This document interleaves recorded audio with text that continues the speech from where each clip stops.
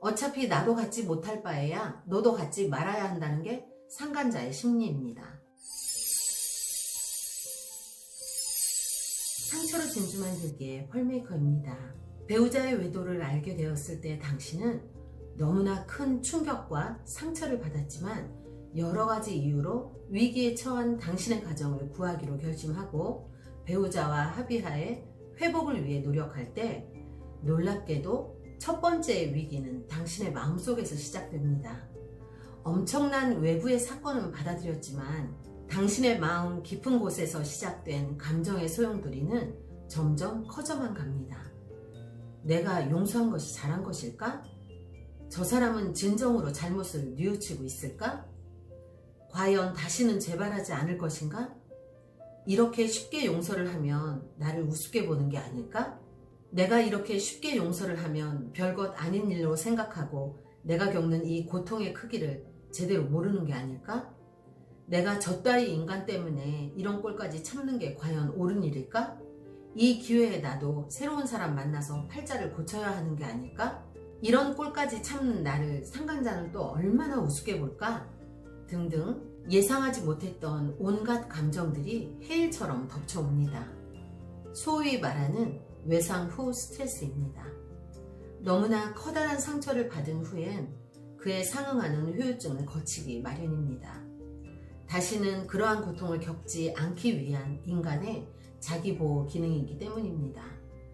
그러나 인간이 생존하기 위해 발동하는 이 위기 경보 시스템이 애써 회복의 길로 들어선 당신의 발목을 붙잡고 주저앉게 만드는 무서운 부작용을 초래합니다. 그러므로 당신은 당신의 감정이 당신의 마음을 어지럽히기 시작할 때 그것에 끌려 들어가지 마시고 단호하게 그 경보 시스템을 꺼버려야만 합니다. 감정이 올라와서 제어가 되지 않을 것 같으면 이 메커니즘을 꼭 기억하시고 주저없이 전문가의 도움을 받아 건강한 방법으로 그 감정을 해소할 수 있어야 합니다. 절대로 상대 배우자를 붙잡고 그 감정을 해소하려고 시도해서는 안 됩니다. 상대 배우자는 이미 자신의 잘못으로 인해 벌어진 엄청난 상황 앞에서 어쩔 줄을 모르고 있습니다. 당신이 딱히 뭐라고 하지 않아도 눈치를 보며 숨죽이며 긴장하고 있는데 당신이 거기에 대고 당신의 감정을 하소연하면 상대방은 땅속으로 꺼지고 싶은 자기 방어적인 기제만 발동할 뿐입니다. 저에게 상담을 의뢰하시는 대다수의 분들이 상대방이 충분히 반성하고 있는지 알 수가 없다는 말씀을 많이 하십니다. 여러분이 아셔야 하는 게 사람의 심리는 자신의 잘못을 솔직한 모습으로 참여하는 성숙한 모습을 보이기 힘들다는 것입니다. 정말 성숙한 사람이라면 자신의 잘못을 모두 인정하며 죄과를 치르겠다는 참회의 모습을 보일 수 있겠지만 그런 사람은 아직까지 본 적이 없고요. 대부분의 사람들은 자신의 잘못을 그대로 시인하는 것 자체가 너무나 고통스럽기 때문에 마음속으로 잘못을 인정한다고 하더라도 겉으로는 표현을 하지 못하는 법입니다. 그 심리에는 자신이 잘못을 있는 그대로 인정하면 그것에 대한 대가 지불을 두고두고 요구받게 될 것이 두려운 마음과 또 자신의 수치심, 게다가 평생 함께 살아야 할 배우자에게 너무 저자세로 살게 될 것에 대한 두려움도 있기 때문입니다. 여러분이 꼭 아셔야 할 것은 당신에게 죄책감을 가지고 있는 사람이 당신을 진심으로 사랑하고 친밀감을 느끼기는 어렵다는 것입니다. 입장을 바꿔서 생각해 보세요. 당신이 누군가에게 너무나 큰 잘못을 했을 때 그 사람이 당신을 늘 긴장시킨다면 당신은 과연 그 사람에게 애정과 친밀감을 느낄 수 있겠는지요? 이러한 사람의 심리를 아신다면 절대로 당신의 배우자를 채무자로 만드시면 안 됩니다. 그럼 억울한 당신 마음은 어떻게 하느냐고요? 지혜롭게 복수를 하셔야죠. 평생 당신을 사랑하고 충성 봉사할 수 있도록 당신의 배우자를 조련하시면 됩니다. 미안해하는 그 사람의 마음을 당신의 예의와 다정함으로 사로잡으세요. 상대가 받아줄 수 없는 당신의 감정을 휘둘러서 서로의 밑바닥을 보지 말고 부글거리는 당신의 감정은 전문가와 안전하게 풀어버리고 당신의 배우자가 절대로 당신을 떠나지 못하도록 지혜롭게 조련하셔야 합니다. 당신의 가정이 깨지기를 합수고대하고 있는 상간자를 절대 잊으시면 안 됩니다. 상간자가 원하는 한 가지는 못 먹는 감 찔러나 보자는 심리입니다. 어차피 나도 갖지 못할 바에야 너도 갖지 말아야 한다는 게 상간자의 심리입니다. 자신은 마음이 찢어지는데 아무 일 없이 가정이 유지되는 걸 보여주는 것이 진정한 복수입니다. 너 따위가 넘볼 자리가 아니다 라고 그 자리를 지켜내십시오. 그것이 당신의 자존심을 지키고 가정을 지키는 길입니다. 당신의 배우자가 상간자에게 도망가도록 절대 당신의 감정을 휘두르시면 안 됩니다. 어떤 이유로든 배우자의 외도를 용서하고 가정을 지키기로 하셨다면 주변에서 무엇이라고 떠들더라도 흔들리지 말아야 합니다. 사람들은 너무나 쉽게 이혼을 부추깁니다. 한 번도 외도를 안 한 사람은 있어도 한 번만 외도하는 사람은 없다고 하면서 당신이 애써 믿어주려는 당신 배우자를 불신하게 만듭니다. 모든 걸 참고 가정을 지키려는 당신을 비겁한 겁쟁이로 폄하합니다. 그러나 그렇게 함부로 떠드는 사람들이 더욱 겁쟁이라는 것을 알아야 합니다. 본성적인 이기심을 누르고 마음을 찢으며 넓혀서 위기를 성숙의 시간으로 바꾸어 볼 엄두조차도 내지 못하는 미성숙한 사람들이야말로 위기를 통해 성숙할 수밖에 없는 인간의 특성에 대해 무지한 사람들입니다. 그들은 당신에게 이혼하도록 부추긴 후에는 정작 이혼 후에 힘든 당신에 대해서는 거들떠 보려고 하지도 않습니다. 이혼 후 더 큰 고통에 허우적대는 당신에게 또 다른 궤변으로 당신을 혼란스럽게 할 것입니다. 당신이 성숙하고자 노력하지 않으며 겪어내는 고통들은 당신을 침몰시킬 것입니다. 그것은 비겁하다는 지탄을 받아서 마땅할 것입니다. 또한 함께 노력해주지 않는 배우자를 놓지 못하고 집착하는 것도 비겁하다 할 것입니다. 그러나 한때 실수를 인정하고 용서를 구하며 개선하겠다는 배우자를 끝내 버린다거나 용서하지 않는 것은 이해관계에 있는 타인이 아니라 좋은 일이나 나쁜 일에도 결코 외면하지 않겠다고 서약했던 가족을 버리게 되는 일임을 알아야 합니다.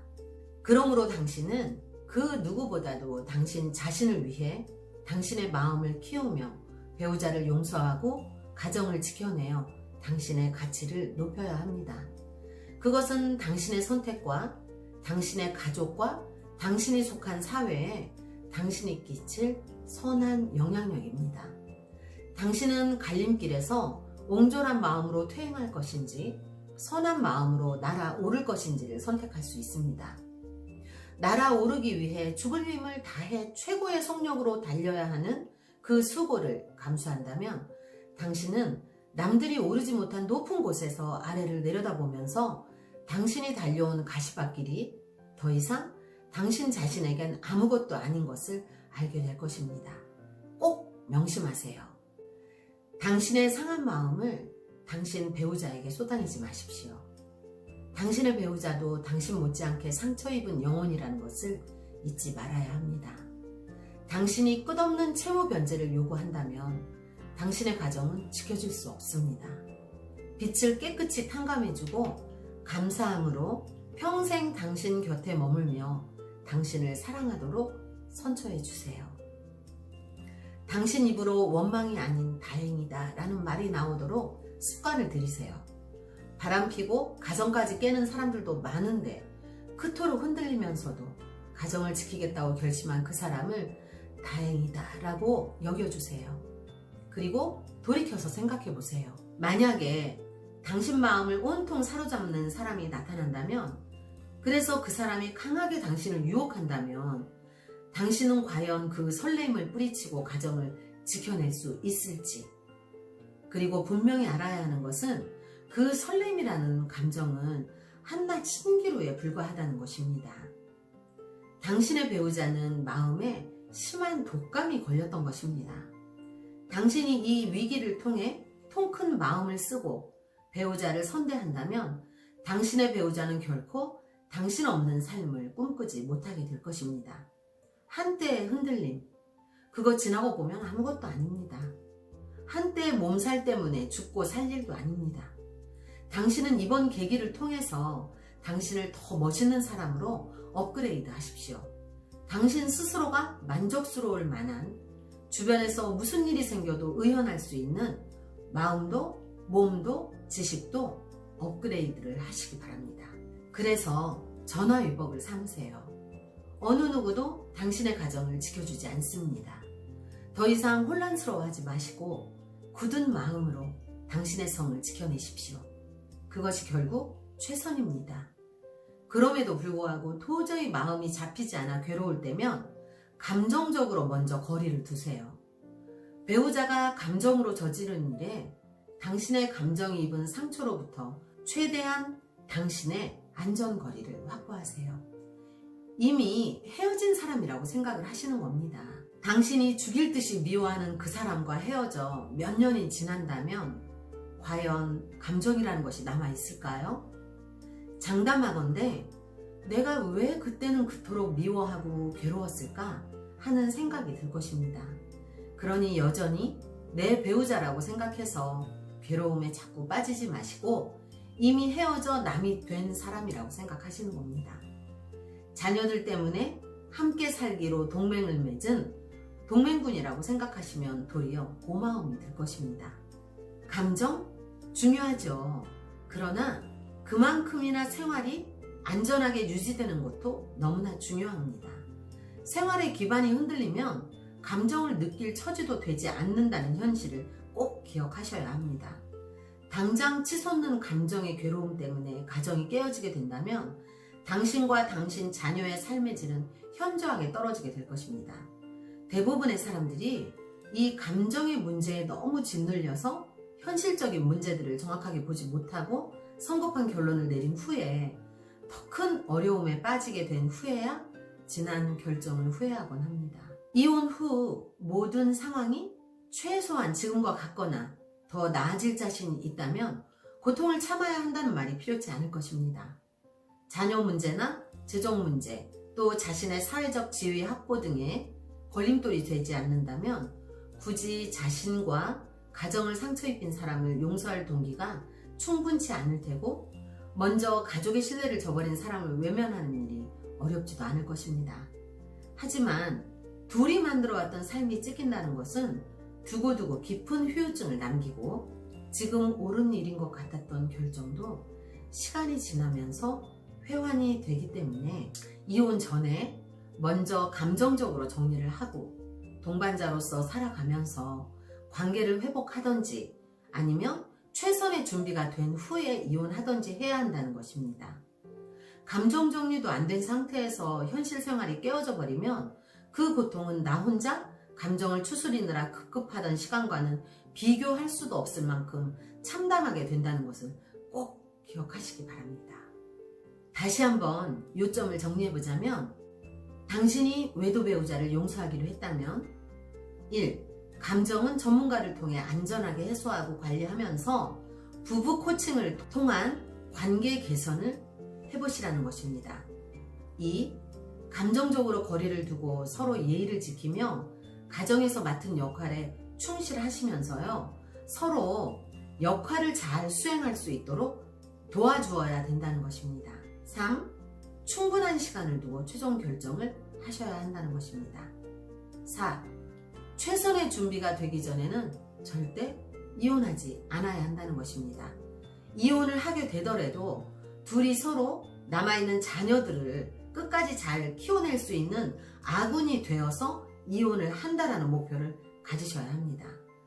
결혼 생활에 어려움이 생기면 연애할 때와는 다르게 접근해야 합니다. 연애야 감정이 가장 중요했지만 결혼은 현실적으로 접근해야 합니다. 어찌 보면 치열한 생존이 달려있는데 감정은 사치일 수도 있다는 이야기입니다. 먼저 공동체가 안전하게 지켜져야 상한 감정도 치료할 기반이 생깁니다. 감정은 다룰 수 있습니다. 어른이 되어야 한다는 뜻입니다. 그동안 많은 분을 상담하면서 안타까웠던 부분을 여러분과 나누어 보았습니다. 저도 똑같은 고통을 겪었던 사람으로서 여러분들이 느끼는 이 고통이 어떤 것인지 너무나 잘 알고 있습니다. 그러나 지나고 보니 감정이라는 것은 다루어야 할 부분이지 휘둘릴 부분이 아니라는 것을 알게 되었습니다. 세월이 흘러보니 나를 그토록 아프게 했던 사람이나 사건들이 아무것도 아니게 느껴졌습니다. 모쪼록 여러분들의 감정이 잘 다스려지는 나날들이 되시기를 바랍니다. 시청해주셔서 감사합니다. 좋아요와 구독을 눌러주시면 더 좋은 영상으로 여러분들 찾아뵙겠습니다. 감사합니다.